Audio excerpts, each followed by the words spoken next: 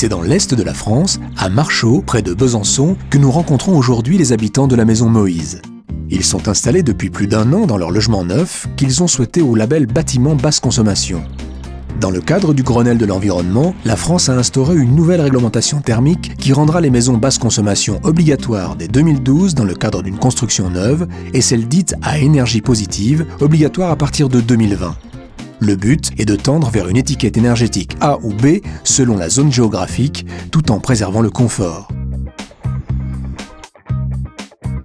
Une maison BBC, bâtiment basse consommation, est une maison qui consomme en moyenne 50 kWh d'énergie primaire par mètre carré et par an. Ce niveau varie en fonction de la zone climatique et de l'altitude, entre 40 pour le sud et 65 pour le nord. Pour comparaison, le niveau de consommation des constructions existantes s'élève autour de 240 kWh d'énergie primaire par mètre carré et par an. Cette performance énergétique est essentiellement atteinte par l'optimisation de la performance du bâti, isolation, ventilation, fenêtres et portes, perméabilité à l'air et par l'installation d'un système de chauffage et de production d'eau chaude sanitaire performant.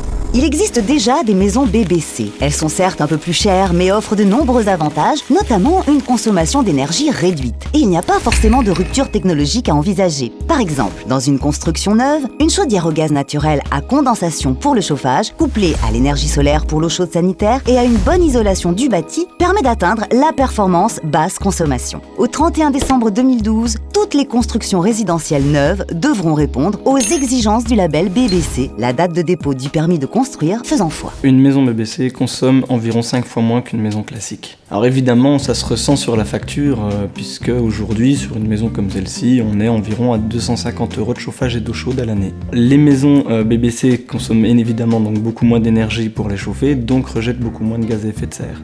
C'est une façon pour nous de contribuer à la sauvegarde de la planète. Donc l'investissement d'une maison BBC par rapport à une maison traditionnelle est un surcoût entre 10 et 15%. Cet investissement se regagne avec les économies d'énergie évidemment qu'on fait tous les ans et aussi par la valeur patrimoniale de la maison qui se garde, puisqu'elle est déjà conforme à la future réglementation.